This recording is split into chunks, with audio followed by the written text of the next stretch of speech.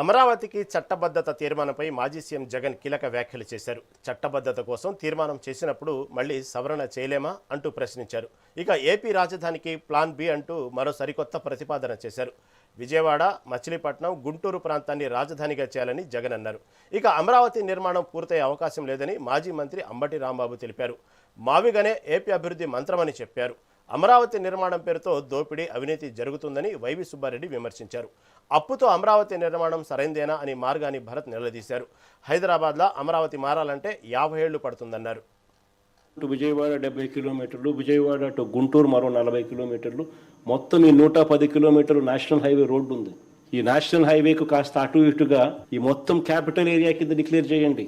మచిలీపట్నం నుంచి ఎంఏ తీసుకోండి, విజయవాడ నుంచి విఐ తీసుకోండి, గుంటూరు నుంచి GUN తీసుకోండి. మావి గన్ అని పేరు పెట్టండి. మచిలీపట్నం, విజయవాడ, గుంటూరు మావి గన్. సరే, గన్ అంటే బాగుండదు నీకు, అది జగన్ అనేది గుర్తుకొస్తుంది లేదనుకుంటే సరే వేరే పేరు పెట్టండి.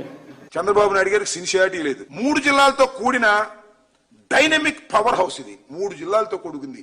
మచిలీపట్నం, ఎన్టీఆర్, గుంటూరు 3 జిల్లాలతో కూడుకున్నటువంటి డైనమిక్ పవర్ హౌస్ లాంటిది ఈ మావిగన్ అనేది.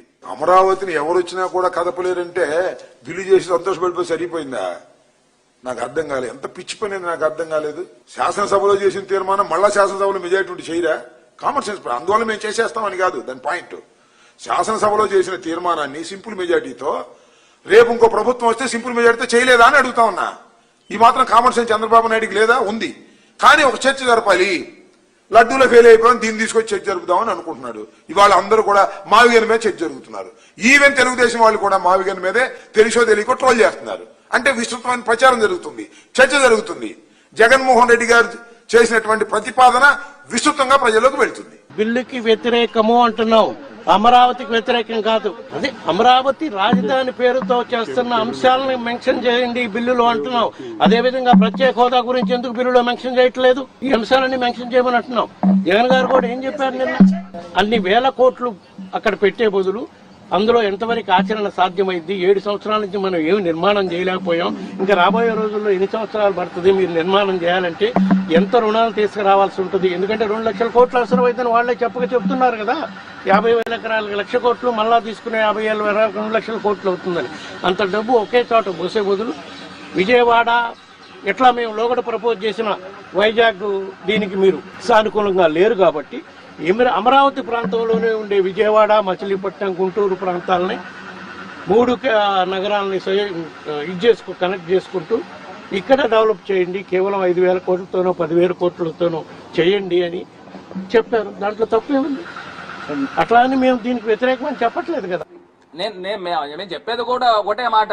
మీరు తీసుకొచ్చి అమరావతి అనే పేరుని పోనీ అక్కడ పెట్టండి. ఏదైతే జగన్మోహన్ రెడ్డి గారు మచిలీపట్నం, విజయవాడ, గుంటూరు అని అన్నారో పోనీ ఆ పేరు అటు మార్చుకోండి. కాదు నేను అనేది వాస్తవంగా ఆర్థిక పరిస్థితుల గురించి మాట్లాడుతున్నా. ఆర్థిక పరిస్థితులు ఏంటి? ఇవాళ ఆంధ్రప్రదేశ్ రాష్ట్రం ఏమన్నా మిగులు బడ్జెట్ లో ఉందా? మీకు తెలుసు, ప్రజలకి తెలుసు, అందరికీ తెలుసు. ఈయన చంద్రబాబు నాయుడు గారు 2 సంవత్సరాల్లో 3,34,000 కోట్ల రూపాయలు అప్పు చేశారండి. జగన్మోహన్ రెడ్డి గారి టైంలో 3,31,000 కోట్ల రూపాయలు అప్పు అయింది. జగన్మోహన్ రెడ్డి గారి టైంలో ఆ ఇచ్చిన డబ్బులు కూడా సంక్షేమ పథకాలకు వాడాం. చంద్రబాబు నాయుడు గారు చేసిన అప్పులకి EMIలు కట్టుకుంటూ ఈ రకంగా గవర్నమెంట్ నడిపాం. ప్రతిపక్షంలో ఉన్నప్పటికీ కూడా. ఇప్పుడు వీళ్ళు అధికార పక్షంలో ఉన్నారు. కేంద్ర ప్రభుత్వం డబ్బులు తీసుకురాకపోగా ఏదో అమరావతిని మేము చట్టబద్ధత తీసుకొచ్చామని చెప్పి మొత్తం సెలబ్రేషన్ చేయడంలో ఉపయోగం ఏంటని అడుగుతున్నా. మచిలీపట్నం టు విజయవాడ